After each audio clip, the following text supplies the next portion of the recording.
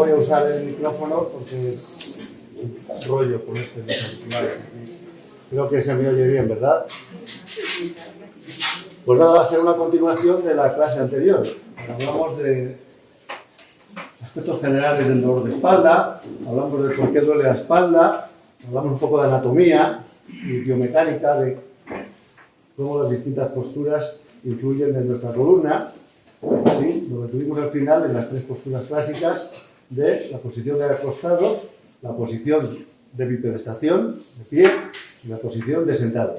Vimos los errores y cómo sentarnos, cómo estar de pie correctamente y en la cama, etc. Y la continuación es hablar de algunos movimientos que son irritantes o peligrosos para la espalda, sobre cómo tenemos que manejar las cargas, levantar objetos. En tercer lugar, hablaremos un poco ya aplicando estas ideas a las actividades de la vida corriente. Y en último lugar, la actividad física. Hablar un poco del reposo y el ejercicio. Bueno, dentro de los movimientos, uno que es muy frecuente y quizá de los más peligrosos para la espalda es movernos, inclinarnos hacia adelante, agacharnos. Vemos que en esta posición, cuando estamos de pie, existe la lordosis lumbar, esa curva que está adelantada hacia adentro, y cuando nos inclinamos hacia adelante, la curva lumbar se invierte, pasa de lordosis a cifosis, y en ese momento los discos se aplastan. ¿Sí? Como ven aquí, bueno, es que yo tengo que referirme aquí, pero yo no sé si se están dando cuenta, lo están viendo ahí en este. Se produce una inversión de la curvadura, un pinzamiento anterior del disco, un estiramiento de todos los ligamentos que están en la parte de atrás y un aumento de la presión del disco. Y vemos que un disco que tiene algún problema, que tiene alguna fisura, cuando apretamos, cuando nos inclinamos hacia adelante y se presiona por delante, el núcleo, que hablábamos de lo que era el disco, el anillo y el núcleo, pues el núcleo se va hacia atrás y entonces irrita al ligamento común posterior y eso puede dar lugar a un lumbago. Perdón, ¿y cómo pasa la ropa o pasa la fregona? Mire, si se espera al final, porque vamos a hablar de todo eso. Entonces, las formas correctas para agacharnos, que la espalda no sufra, aquí lo vemos, la parte izquierda, cómo se agacha la imagen, cómo se dobla a través de las rodillas y las caderas, vemos lo correcto y lo incorrecto. Vemos en estos ejemplos, prácticamente todos son formas correctas de agacharse. La forma correcta, la espalda queda completamente recta y en la forma incorrecta, pues se invierte. Una idea buena para habituarnos a este movimiento es ponernos detrás del respaldo de una silla y hacer movimientos de inclinación y subir. Entonces, al mismo tiempo que nos educamos a hacer este movimiento correctamente, fortalecemos mucho los músculos extensores de las piernas, fortalecemos los cuádriceps y los glúteos. Bueno, el movimiento contrario a la flexión es la extensión. ¿Qué pasa aquí? Pues que el disco se comprime por la parte posterior. Y vemos que generalmente usamos este movimiento para colocar objetos que están situados por encima de nuestros brazos, en alto, ¿no? Entonces, lo que hacemos es aumentar la curva de la columna lumbar, de la lordosis, y puede ser irritante para nuestra espalda.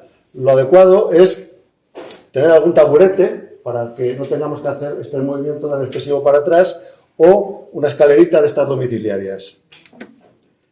Otro movimiento muy común es tener que girar, movimientos de torsión.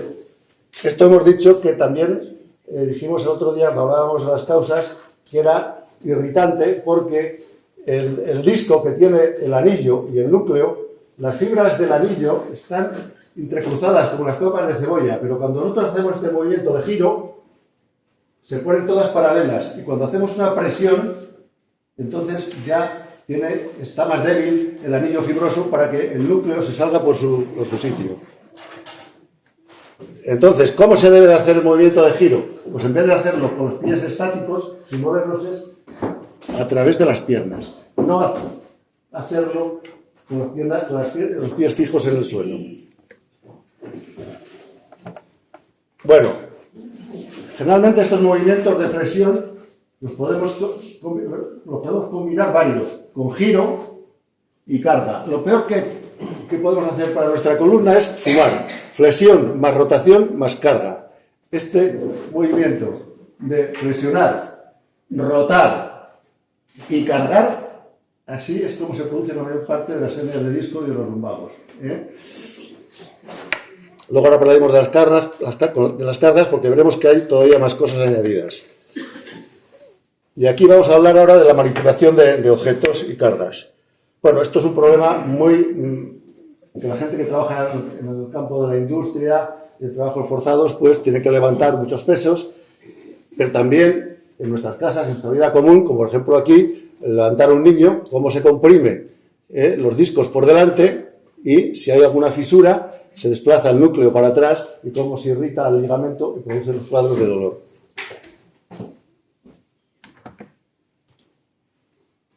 ¿Qué pasa cuando queremos levantar una carga con las rodillas estiradas? Como estoy yo ahora.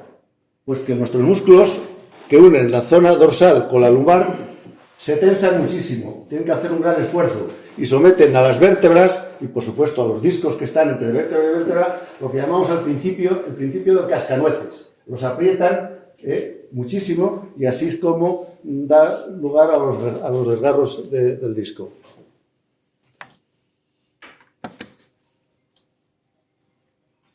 Una cosa que hay que saber es que cuando levantamos un peso, una carga, si contraemos los músculos abdominales, ya parte del esfuerzo lo absorben los músculos abdominales y la presión se va al abdomen y se reduce a la columna lumbar. O sea que cuando levantemos cargas, el esfuerzo lo debemos hacer también con los músculos abdominales, además de los músculos de las piernas. Y otra cosa es que, bueno, la puesta de un corsé también reduce aproximadamente un 25 o un 30% de la presión en los discos. Esto lo utilizan en muchas profesiones, los que hacen mudanzas y tal, prácticamente el equipo de una persona que hace mudanzas es llevarse siempre un corsé.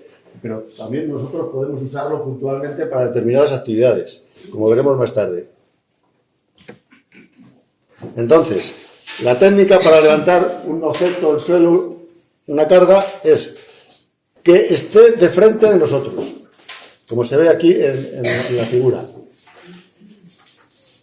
Que esté cerca, porque cuanto más largo está, más esfuerzo tenemos que hacer.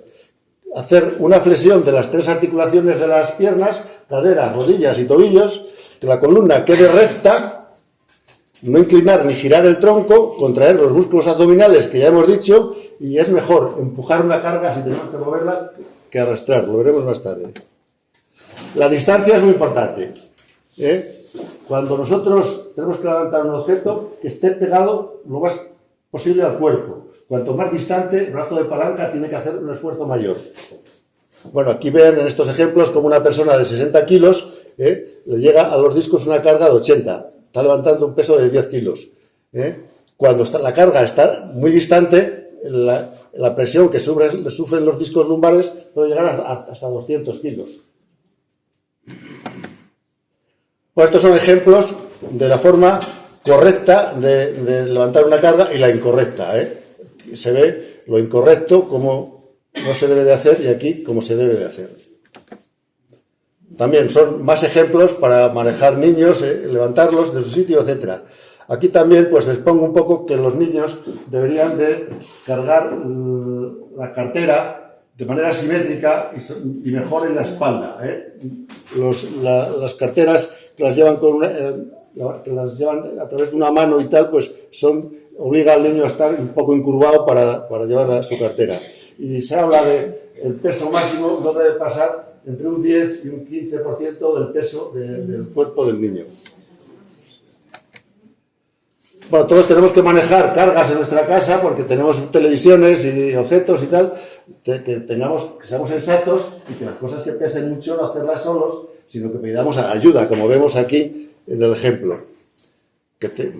Ya esto es un poco más profesional. Las cargas que maneja la gente, los profesionales que están todo el día manejando objetos, influye mucho si tienen agarraderas o no, y que la carga esté bien estable. Cada día tenemos en las familias más gente con problemas de salud que hay que moverles, que hay que movilizarles, la gente mayor.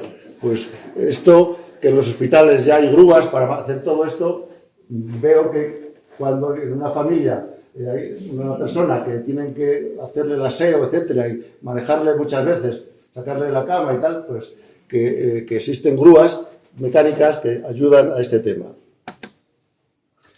Y es mejor para la espalda cuando tenemos que mover un mueble empujando que no arrastrando, ¿eh? Actividades de la vida corriente, forma de levantarse de la cama, actividades de la higiene personal, vestido y actividades del hogar. Bueno, esto es una actividad que hacemos todos los días. El otro día explicamos cómo cuando hablamos de la posición de sentados. Es bueno que antes de salir de la cama hagamos unos movimientos con las piernas, de flexión, de extensión, para empezar a despertar la musculatura de las piernas. Y luego ponerse de lado por el lado donde vamos a salir de la cama, descender los miembros inferiores y a partir de ahí, apoyándonos en la cama, hacer un movimiento en vertical. Que evitemos siempre que nos levantamos de un asiento, de una cama, cuando estamos sentados tenemos la costumbre de hacer un movimiento hacia adelante y luego dirigirnos hacia arriba. Tenemos que intentar que el movimiento sea más en vertical que haciendo la inclinación anterior. Bueno, posturas muy frecuentes que hay que intentar corregir, la de estar delante del lavabo con las piernas estiradas y está la columna en esta posición que ya saben que es la incorrecta. Entonces, bueno, pues poner el antebrazo en el apoyo del lavabo y tal, pues descarga al mismo tiempo. Siempre que flexionamos un poquito rodillas y caderas, estamos quitándole carga a la columna lumbar. La forma de vestirnos, las prendas de la parte inferior del cuerpo, pues mejor es apoyarse en algún sitio para que no tengamos problemas de equilibrio, no caernos, etcétera, o desde la cama. Abrocharse los zapatos, pues ya saben que lo que no conviene es inclinar la columna hacia adelante. Entonces, tenemos que llevar la pierna para arriba o ponernos en cuclillas. La cuestión es evitar que desde la posición de sentados nos vayamos a esta posición que está continuamente presionando a los discos. Y ya vamos a contestar a la señora que nos preguntaba al principio. Pues los temas de limpieza, pues lo mismo. Aquí vemos un ejemplo incorrecto que tiene la columna doblada hacia adelante y tiene un mango corto. Entonces, separando piernas y usando instrumentos de limpieza largos, pues estamos de alguna manera controlando, evitando siempre el movimiento que no nos conviene de inclinación hacia adelante. Las camas me matan, me dicen a mí en la consulta. Doctor, las camas me matan. Lo de hacer las camas, pues ya saben que lo mismo está la forma incorrecta y la forma correcta, doblándose por las piernas. Siempre conviene que la cama no esté pegada a las paredes para tener movimiento y no estar haciendo excesos desde un punto, alejándonos de lo que estamos haciendo. Las actividades de la cocina, pues aquí se hacen cantidad de movimientos de flexión-extensión, de agacharnos. Aquí tenemos que tener un poco la idea de hacer una ergonomía que llamamos de la cocina. Las cosas que usamos habitualmente, ponerlas a alturas que estén a alturas medias, no ponerlas en los cajones más bajos ni en los más altos. Hay que intentar, porque claro, continuamente en una cocina nos estamos agachando. Cuando tenga que estar uno mucho tiempo en el fregadero, pues esta es la forma incorrecta. Poniendo una banqueta ya estamos protegiéndonos la columna. O separar las piernas o hacerlo sentado. Colocar las cosas en alto, pues ya lo hemos comentado antes, que cuando hablábamos del movimiento de hiperextensión. Usar una banqueta o una escalerilla de domiciliaria. La plancha también es la típica actividad que dicen, la plancha me mata.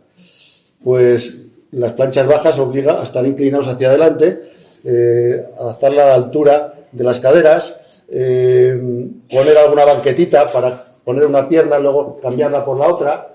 Bueno, aquí hay un cirujano delante de mí y saben que la postura de quirófano, de estar así todo el tiempo, es matadora también. Por lo tanto, ellos ya tienen banquetas que se van alternando una pierna y la otra y provoca un gran descanso. La compra, lo mismo, la compra hay que intentar, si tenemos compras importantes, pues distribuirla entre los dos brazos para no hacer cargas asimétricas.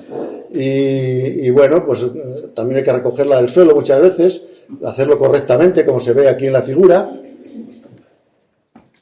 Ahora cada vez más hacemos compras semanales, ¿no? Que vamos a los supermercados y hacemos unas compras, pues que ya llenamos los maleteros.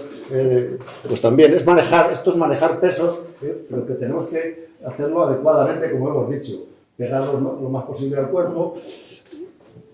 El tema de las maletas. La gente maneja muchas veces unas maletas tremendas. Yo he tenido que asistir el mismo día que empiezan las vacaciones a alguien que por mover la maleta que lleva, pues se queda bloqueado con un lumbago. Hay que usar maletas más pequeñas, no meter tanto las maletas, que luego hay que manejarlo. Y vamos a hablar de el reposo y el ejercicio en relación con la columna lumbar. En esto pongo aquí que está relacionado con la fase dolorosa del dolor. Hablábamos de fase aguda el día anterior, el dolor que comienza y dura hasta aproximadamente 4 semanas, un mes. Subaguda del mes a los 3 meses y crónico el dolor que se mantiene más allá de 3 meses. Bueno, en las fases agudas, cuando uno está con un dolor agudo de lumbar, muchas veces lo que vemos es esto. Una postura antiálgica. Cuando es por un problema de disco, pues queramos o no, el cuerpo se nos queda torcido. Es lo que llamamos en medicina una postura antiálgica. Contracturado. Estos son los síntomas típicos. Dolores vivos, postura antiálgica, contractura e incapacidad para hacer cosas, para hacer actividades. Hasta no hace mucho tiempo, cuando yo acabé medicina, había 3 pilares básicos para manejar el dolor agudo lumbar, que era reposo, medicación y calor. Y vemos que con el tiempo estos temas han cambiado. El reposo absoluto, pongo aquí que el mínimo, después hablaremos por qué. La medicación, esto es lo principal de la fase aguda, es calmar el dolor, porque esa situación de estar sufriendo ahí con ese bloqueo, esto es lo que permanece. Y la termoterapia, también lo comentaremos más tarde, sobre calor y frío. Pero lo primero que tenemos que transmitir al paciente, tranquilidad. Tranquilidad, porque este dolor tan vivo que tenemos, pues nos provoca un estado de ansiedad grande y decimos, ¿qué va a pasar? Pues de esta manera no puedo hacer mi vida, no puedo ir a trabajar, en fin. Bueno, cuando el dolor está tipificado, como decíamos el otro día, como mecánico degenerativo, es decir, que hemos separado los problemas gordos de causas del dolor, la infección, el tumor, la fractura y un problema reumático inflamatorio, a lo demás lo llamamos mecánico. Y sabemos que eso, el 70% va a desaparecer solo aunque no tomáramos ninguna medicina en 3 o 4 días. El 90% desaparece al cabo del mes y queda entre un 5 y un 10% como dolor crónico que supera los 3 meses. Pero por lo tanto, lo normal es que sea una cosa que vaya a pasarse pronto. Y darle al paciente información de las posturas de acostado, de sentado y de pie, que ya hemos comentado cómo es lo correcto y lo correcto, ¿no? O sea, que esa información hay que darla. Información favorable sobre el pronóstico y evitar eso. Y el tratamiento esencial es calmar el dolor con los famosos analgésicos, antiinflamatorios, relajantes musculares, y esto ya no me meto mucho en ello porque es una prescripción que hace el médico a cada paciente, según las características, pero normalmente son estos: analgésicos, antiinflamatorios, relajantes musculares y ansiolíticos. Es un tratamiento por vía general y en algunos casos muy excepcionales hay que poner una inyección epidural porque pasados varios días el cuadro no desaparece y hemos tenido que poner alguna inyección epidural para calmar si es el dolor de tipo ciático sobre todo. La termoterapia, calor o frío. Antes se decía, bueno, pues ponte una bolsa de agua, ponte la manta eléctrica y tal.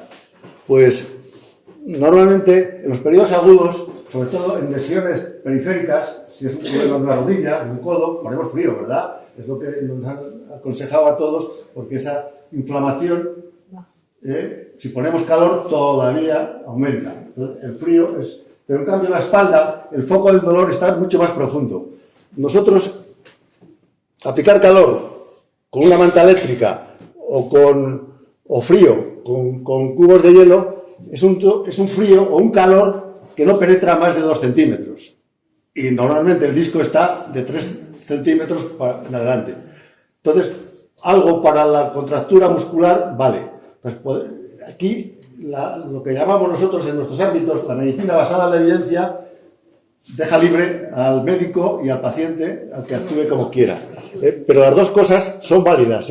Mucha gente experimenta poniéndose aquí una bolsa de hielo granizado, o en fin, los packs estos de geles y tal, pues puede ir bien en ambos casos. Y el que no se quiera poner nada, dejar sin ponerse ni calor ni frío, también vale. También vale.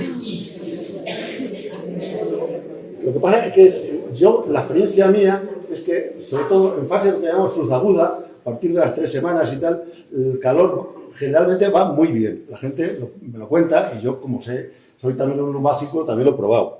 Yo me pongo calor. Recomendaciones actuales sobre el tema del reposo. Esto es unas conclusiones de grupos de expertos en dolor de espalda a nivel internacional. No es necesario prescribir reposo en cama, o sea que ya no es una prescripción médica. Se autoriza si la intensidad de los dolores lo necesita. El reposo en cama debe ser lo más corto posible, en caso de meternos en la cama. Por allá del 5.º día de reposo en cama, se debe de hacer todo lo posible para que el paciente vuelva a las actividades normales.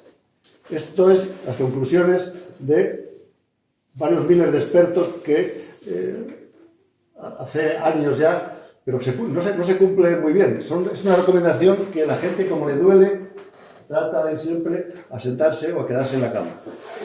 Pero estas son las ideas que yo he tratado de aplicar y recomendar.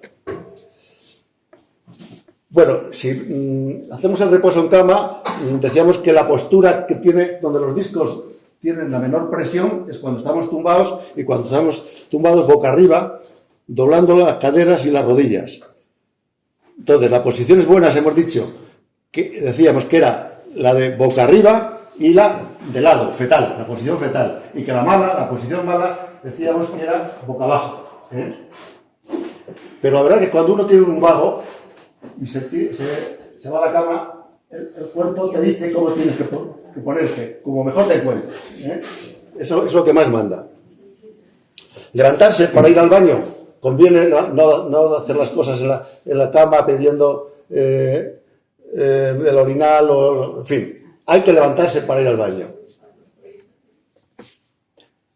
Diversos grupos han hecho experiencias de, a largo plazo, cómo evolucionaban los pacientes que estaban 2 días en cama y los que estaban 7 días en cama. Y a largo plazo los resultados eran iguales. Por lo tanto, no por estar más tiempo en la cama te vas a curar mejor. Ahora ya el concepto de reposo en cama prácticamente es un sacrilegio en los ambientes donde más se conoce la columna vertebral. Bueno, en general, saben que cuando vas a un hospital y te operan de lo que sea, el cirujano que puede, al día siguiente te levanta ya, porque las complicaciones de la inactividad y de la inmovilidad son muy altas. Sí que en fase crónica, cuando ya han pasado los 3 meses y uno mantiene un dolor ahí que lo tiene que llevar, pues el acostarse durante media hora recupera mucho energía y va bien. Los corsés. Los corsés es una medida muy del mundo de la rehabilitación que lo ponemos para muchas cosas, ¿no? Entonces, en principio, ante un primer lumbago de una persona, yo no le receto un corsé, porque sé que se va a resolver con la medicación y con una serie de cuidados mínimos se va a mejorar. Pero algunos tienen, oye, es que yo tengo que hacer estas actividades, en fin, te aprietan. Pues mire, una manera de protegerse es ponerse un corsé semirrígido, y con eso ya descarga el peso y puede se puede mover. En muchos sitios, y yo lo he hecho alguna vez, hacemos un lumbostrato de escayola. En un momento, en el hospital, pues vete al cuarto de escayolas. y cojo 2 o 3 vendas de yeso y le hago un corsé de escayola para quitarse en 3 o 4 días. Se llama el corsé aspirina ese. El sueño es bueno reparar al organismo durmiendo, porque generalmente el dolor te provoca tensión, te provoca preocupación, etcétera, y algunas veces tomarse algún ansiolítico no es mala cosa, porque cuando uno duerme bien 8 horas, el organismo se recupera muchísimo mejor, se relaja más, etcétera. Entonces, decimos que en fase aguda el ejercicio no, solamente los movimientos para manejarlos en las actividades corrientes y de manera prudente. Pero los ejercicios que normalmente aplicamos los médicos de rehabilitación, que ahora comentaremos un poco, pues no. Hay que esperar a que se pase la fase aguda. Entonces, se pueden hacer las actividades de la vida corriente de la casa, incluso uno puede ir a trabajar, pero claro, dependiendo del trabajo. Lo comentaba con alguien, el trabajo, por ejemplo, de los hospitales, de enfermería, auxiliares y tal, que tienen que estar cargando con enfermos y tal, pues ya no es lo mismo que el que está en una oficina porque no tiene que hacer cargas, es otro tipo de trabajo. Pero las ideas actuales es moverse cuanto antes e incorporarse a la vida los que están trabajando a su actividad. Los masajes. El masaje en la fase aguda es también controvertido. Mucha gente se provoca más dolor al darse masaje. Yo lo dejaría en manos de profesionales, de un masajista, alguien que sea experto, porque sabe que la situación inicial puede hacer un masaje superficial y beneficiarle, pero si se hace un masaje a lo mejor muy profundo, le puede empeorar. El reposo prolongado, pongo aquí que es perjudicial. Cuando nos dice el médico que nos acostemos y que nos mantengamos en la cama, anímicamente tenemos una sensación mental de tener una enfermedad más importante, más grave. Se produce pérdida de la masa muscular y flexibilidad de la columna. Se produce también pérdida de masa ósea, se calcifica, y la disminución de la nutrición del disco también se hace peor. Les explicaba el otro día que los discos no se nutren a través de las arterias, no hay ninguna arteria que penetre, se nutre por un fenómeno que se llama de ósmosis. Es decir, como una esponja. Cuando estamos tumbados se llena de líquido y cuando estamos de pie expulsa. Entonces, también se podrán dar cuenta que si nos tallamos a primera hora de la mañana y a última hora del día, medimos 1 centímetro o 2 menos. Vamos a ver, ¿por qué se habla tanto ahora de quitar el reposo o convertirle al mismo? Porque hay trabajos de investigación que dicen que cuando está uno acostado en la cama de manera absoluta, permanente, se pierde de un 1 a un 3% de la fuerza muscular cada día, que supone un 10 a un 15% a la semana. Por lo tanto, eso es bastante. La gente que sale de las UBIs lo habrán comprobado que se han hecho una piltrafa, porque pues las UBIs tienen que estar por razones superiores, ¿no? Luego, otros estudios de gente que ha trabajado en este campo nos dicen que una disminución de la función muscular, o sea, una pérdida de un 10% de la fuerza en los músculos, supone una sobrecarga para los ligamentos, que lo ven aquí a la derecha, de un 65%. Es decir, que nuestros ligamentos tienen que estirarse más, tienen que soportar la carga que no la vienen haciendo los músculos. También el otro día, cuando hablamos de la posición de sentados, hablamos de que la vida sedentaria se ha ido haciendo cada vez más amplia. Que desde que llegó la revolución industrial en el siglo XIX, luego vino la tecnológica, luego la digital y luego estamos en las fases tal. Todas estas revoluciones nos han llevado a estar más sentados, más tiempo en la postura de sedestación. Y el gran, cuando llegó televisión, teléfono, coche, como pongo aquí, pues eso fue un impacto tremendo. Antes la gente trabajaba en el exterior, es decir, cuando vino la revolución industrial ya se pasaron a hacer los trabajos en zonas interiores, en oficinas, en naves, etc. La cuestión es que los que están estudiando la postura de sedestación han visto claramente que a lo largo de la historia hay cada vez más situaciones en que tengamos que estar sentados. Entonces, si estamos sentados gran parte del día, el que trabaja sentado y está 8 horas tumbado, Por la noche, pues prácticamente dejas a la actividad muscular muy poco tiempo.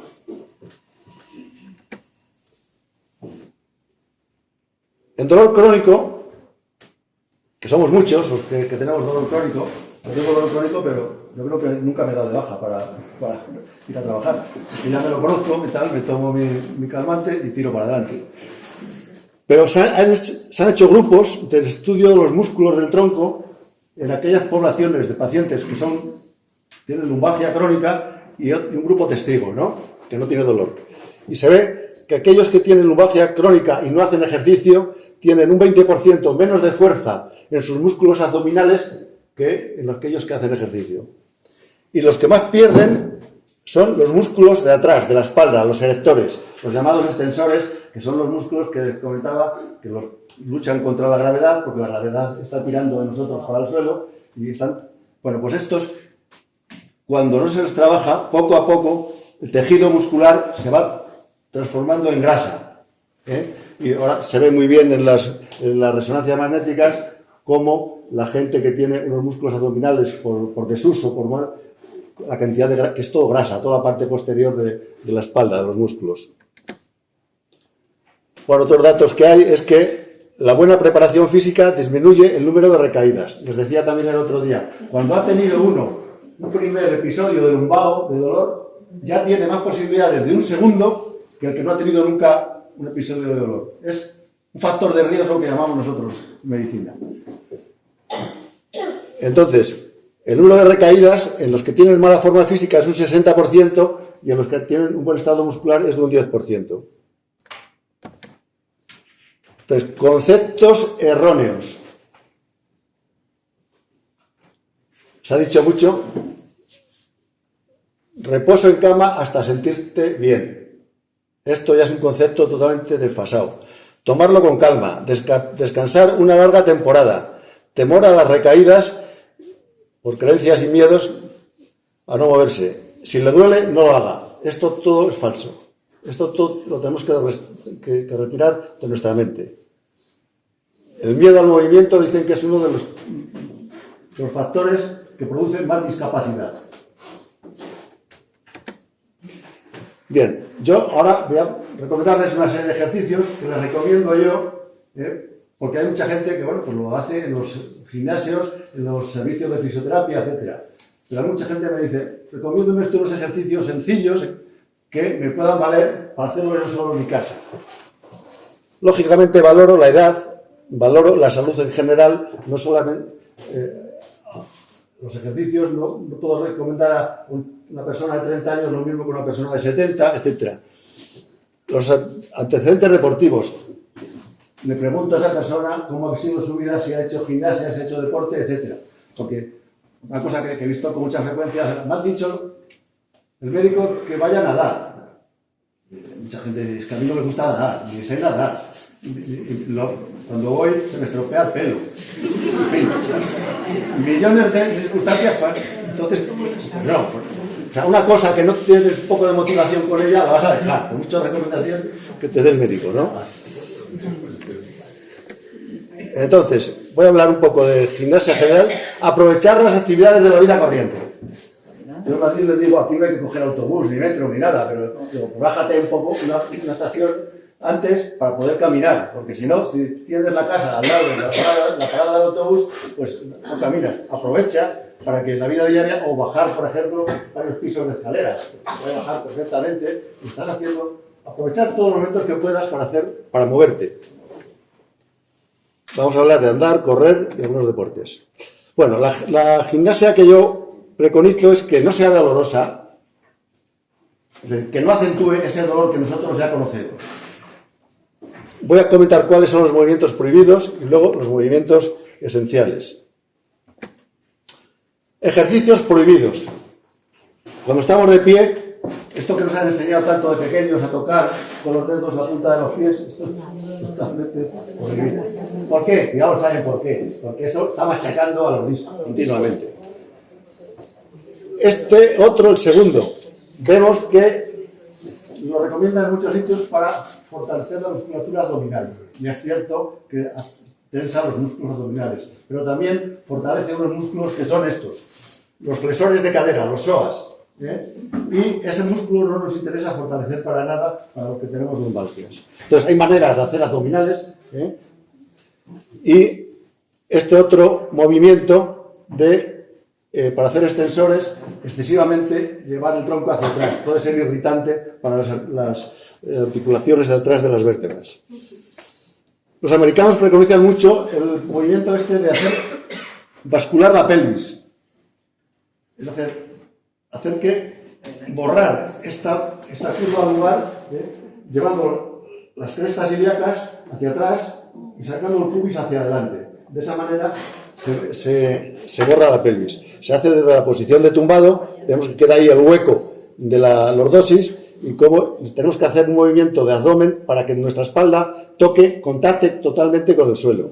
O estando de pie, pues haciendo este movimiento que estoy haciendo yo ahora. Es un poco... Pero, sí. Sí. Pero hay uno que lo hacen mucho los que les gusta mucho el esquí, en la temporada pre-esquí, para tener unos buenos músculos cuádriceps, que es lo que se llama sentarse sin silla. Poner la espalda pegada a la pared, separar un poquito, unos 15 centímetros o 20, los pies de la pared, y pegar la espalda y hacer este ejercicio de llegar hasta la postura de sentados sin silla. Mantenerla lo que se aguante. Entonces, es un ejercicio muy bueno porque bascula la pelvis y fortalece mucho los músculos de la pierna. Bueno, movimientos sencillos para estirar los músculos que unen la parte dorsal con el sacro, con la parte lumbar. Este movimiento, que se puede hacer desde la posición de pie, como hago yo ahora, llevar la rodilla al pecho. Se puede hacer desde la posición de tumbado, intentar llevar el muslo y la rodilla a nuestro pecho. Estamos estirando todos los músculos de la parte de atrás. Se hace con una pierna, se hace con la otra, se hace con las dos, y aguantando un poquito ahí el movimiento varios segundos. Mucha gente me pregunta, oye, voy al gimnasio, ¿me puedo yo colgar de las espalderas y tal? Se puede, no hay ningún problema, porque te agarras a la barra de la espaldera y simplemente es dejar que el cuerpo vaya, y vas notando cómo se va estirando todo el cuerpo. Eso no es malo, eso es bueno. Hay gente que se pone barras en casa para hacerlo también. La musculatura abdominal es buena, como hemos dicho ya, para reducir esta curva de lordosis y porque hemos dicho que cuando hacemos esfuerzos de carga, parte del esfuerzo lo absorben los músculos abdominales, la presión se queda ahí y en el abdomen y se la reduce a las vértebras lumbares. Entonces, yo recomiendo, hay muchas maneras de hacer musculatura abdominal, de fortalecer. Yo recomiendo esta. Posición de partida, tumbados boca arriba, con las caderas y las rodillas dobladas y brazos. Va a influir mucho los brazos. Los brazos pueden estar a lo largo del cuerpo y según los vamos elevando hacia arriba, si nos ponemos cruzados, o en los hombros, o atrás, o por arriba, el ejercicio cuesta más hacerle. Así que hay que empezar levantando el cuerpo, que no superemos los 45 grados sobre la horizontal, porque cuando ya pasamos de los 45 grados, enviamos más presiones a los discos. Mantenemos ahí el movimiento unos 6 o 8 segundos y volver a la posición inicial. Lo repetimos 10 veces, etc.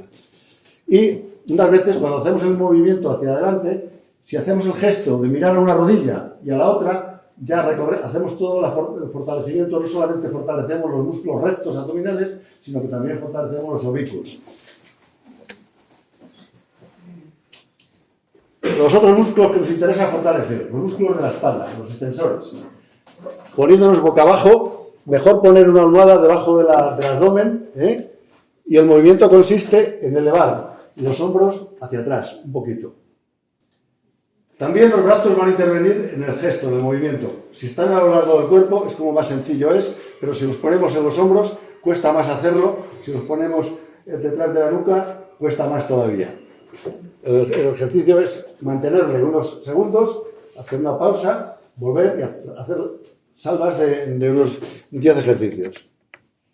Los glúteos. Los glúteos son, bueno, los músculos que nos soportan cuando estamos también de pie. Y desde posición con la cabeza boca abajo, ponemos una almohada y el ejercicio pues es llevar la pierna y el muslo para atrás. Se hace con una pierna, con otra. Hay un músculo glúteo muy importante, que es el glúteo medio, que se hace tumbado. Ahora mismo estoy haciendo yo este ejercicio. De pie, hacer este movimiento es fortalecer lo que llamamos el músculo glúteo medio, que es muy importante también tenerlo fuerte. Y una manera muy sencilla de fortalecer los miembros inferiores, ya lo comentábamos, ponernos detrás de las... y hacemos mucho cuádriceps porque estamos hablando de un problema de la espalda y tenemos que trasladar parte de nuestras actividades a las piernas, puesto que nuestra parte floja débil es la espalda. Entonces, hacer este ejercicio unas cuantas veces es muy bueno. En resumen, hemos hablado de vascular la pelvis, hacer extensores, abdominales, glúteos y cuádriceps. Más cosas.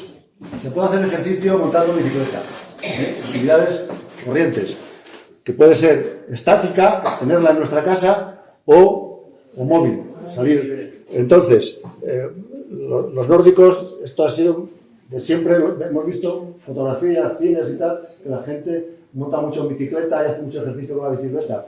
Hay que evitar que tenga un manillar bajo, porque no nos conviene para la espalda estar inclinados hacia adelante.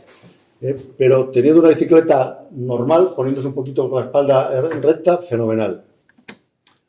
Caminar, aquí pongo, es la actividad física más sencilla y es accesible a todo el mundo. Adaptable a cualquier edad y nivel de preparación. Mínimo eficaz, dicen los expertos, de 2 a 3 kilómetros al día. Y ritmo de marcha, la marcha es buena que sea más rápida que caminando despacio. Todo el mundo tenemos experiencia de haber ido a un museo y muy bonitos los cuadros, pero tengo la espalda y tal, o los grandes almacenes, que te vas al Corte Inglés y tal, que salimos de ahí con la marcha lenta no es buena. Es mejor andar deprisa. Y bueno, lo podemos hacer en todos los lados, en la ciudad, en el campo, ahí me pegas para decir no quiero marchar, ¿no? Si vas al campo, pues pongo ahí que llevar el calzado adecuado, estar hidratados, etc. Correr. Correr no es bueno para la espalda. El impacto del talón contra el suelo sube por las extremidades inferiores hasta la columna lumbar. Pero mucha gente me dice, gente joven que le gusta hacer footing, que va con amigos y tal, pues le digo, bueno, pues yo te digo lo que hay, pero si quieres correr, pues hay algo que debes de saber, que es mucho mejor correr por terreno blando, por tierra, que por cemento o asfalto, ¿no? Por terreno duro. Y usar zapatillas que de alguna manera absorban las presiones, que tengan cámara de aire, en fin. Pero no sería ya una recomendación que yo hiciese a uno que hubiera tenido un lumbago. Otros deportes que se practican mucho, el tenis y el golf, ¿no? Pues ambos tienen unos gestos muy, a veces, exagerados para el tenis, para sacar, ¿no? Y bueno, yo al que tiene un deporte que realmente le gusta, que le gusta practicar, procuro no quitárselo. Espérate, pasa la fase aguda y empieza a jugar de manera ordenada, sin competir, desde luego, sin competir. Y puedes ponerte un corsé para jugar, que te evita que hagas movimientos muy extremos y después te lo quitas y tal. Pero yo no soy partidario de prohibir, porque hay gente que le da muchas satisfacciones, y sé con sus 4 amigos y están unas horas en el campo de golf. El agua. En el agua, todo el mundo sabemos que una ducha de agua caliente cuando estamos cansados es muy buena, o sea que es algo que nos relaja y nos sienta muy bien. La piscina. En la piscina se pueden hacer muchos movimientos, muchos ejercicios. Los que no saben nadar pueden agarrarse por la zona donde no cubre y caminar. Incluso pueden ponerse pesos en las piernas si quieren caminar y hacer más resistente al ejercicio. Hay los 4 estilos, ¿no? El estilo de espalda, la braza, el crawl y la mariposa, ¿no? Pues en principio yo creo que lo importante es hacer movimiento, nadar. La mariposa es un ejercicio, no hablo de él porque lo practica muy poca gente, ¿no? Muy de deportistas. Pero si no te duele, en teoría, el mejor es el estilo de espalda, después la braza y después el crawl. Pero esto es ya no hay una evidencia científica que tenga que ser así. Pero sí que la mariposa se mueve mucho la pelvis y entonces puede ser irritante. Pero el ejercicio de nadar en sí, en general, es muy bueno porque mueves piernas, mueves 6 brazos, todo. Uno puede hacer ejercicio también si tiene jardín, tiene casa pues lo que pasa es que tenemos que observar las normas que ya hemos comentado. Esto sería incorrecto, doblarse para mover la tierra y tal, y de esta manera correcta, separando las piernas y usar instrumentos largos, que no sean cortos. Bailar es otra manera perfecta, fenomenal para hacer ejercicio. Vamos, que le guste bailar y se pasa todos los días o cada 2 días bailando, ya está, ya tiene resuelto el problema. Algunos hábitos. La obesidad. La obesidad no es buena. No es buena para casi nada, ¿no? Pero para la espalda también. Es una sobrecarga que añades ahí a la columna vertebral. Por otro lado, los obesos en general tienen unos abdominales flojos y aumentan la curva de lordosis. El tabaco. El tabaco también está como hábito nocivo, como prohibido.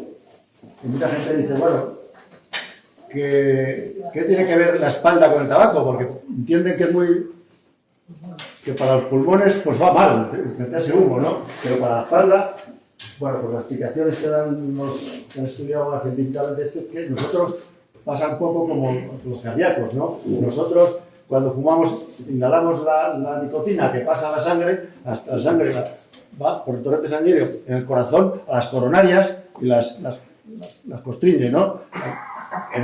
Pasa igual en los de la columna. Los músculos que están rodeando la columna reciben menos sangre también. Tenemos dolores de isquemia. Ese es el motivo que dan para evitar el tabaco. Y estadísticamente han hecho grupos de gente que fumadora y dolor de espalda y no fumadora.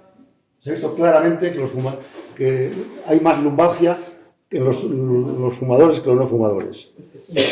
El consumo de medicamentos, buenos para la fase aguda, buenos para calmar el dolor que es tan intenso y tal. Para la fase crónica, tenemos que intentar reducirlos al máximo o evitarlos. Ir a medios físicos, pero evitar, porque los medicamentos, todo el grupo de los antiinflamatorios, pues ya saben que pueden lesionar el aparato digestivo. Ahora ya se sabe que los antiinflamatorios también aumentan la presión arterial. En fin, evitar en fase crónica al máximo la medicación. De las fajas ya hemos dicho bastante, que puede ser un elemento de ayuda en determinados momentos, para determinadas actividades. Aquí le pongo, el otro día les hablé del famoso Kennedy, que ya le diré a María Teresa que si quieren que un día les hable de la lumbalgia de Kennedy, me la he estudiado muy bien. Y entonces, hablamos de la mecedora, cuando hablábamos de asientos, de la famosa mecedora de Kennedy, que se ha hecho famosa en el mundo, pues también su corsé, que esto estuvo oculto durante hasta, pues no sé, hace como unos 20 años empezaron a salir, ya se desclasificaron los papeles y tal, y es cuando yo he empezado a mirarme y leerme todo lo que había escrito sobre los médicos que habían tratado a Kennedy. Bueno, pues el corsé esto lo tuvo oculto porque, claro, un presidente de Estados Unidos no se puede presentar al país con una lumbalgia y que esté, en fin, con enfermedades, porque le repercutían muchísimo los votos. Los corsés, por un lado, disminuyen presión en los discos, hasta entre un 25 o un 30%. Limitan el movimiento. Le recuerdan a uno que tiene que agacharse por las piernas. Y se puede uno iniciar las actividades de la manera más precoz. Lo digo esto, me entretengo un poco en el tema de los corsés, porque habrán oído muchas veces en las consultas que los corsés atrofian los músculos. No es cierto. Ya se han hecho estudios suficientes, con estudios electromiográficos y con dinamómetros de fuerza de los abdominales, con grupos que tienen dolor de espalda y los que llevan corsé y tal. No es cierto, no se atrofian los abdominales. Bueno, esta es la última diapositiva, me parece, que la pongo como la postura de máximo descanso para la espalda. O sea, se la ponía el primer día, diciendo, tumbados con las caderas flexionadas, las rodillas y las piernas puestas sobre el sofá, cuando uno llega a casa y está muy fastidiado con un dolor de espalda, esta postura la llaman la postura de máximo descanso. y abramos el diálogo. Yo creo que no me he salido de la hora. No, muy interesante. Muy bien. Me están preguntando una pregunta. Cruzar las piernas. Sí. No creo que tenga no hay ningún escrito serio que diga que cruzar las piernas sea malo para la espalda. Por lo tanto, más preguntas. A ver, alguna pregunta más. Porque no nos... A ver, ¿quién pregunta por ahí? El corsé, cuando tienes la espalda ya torcida,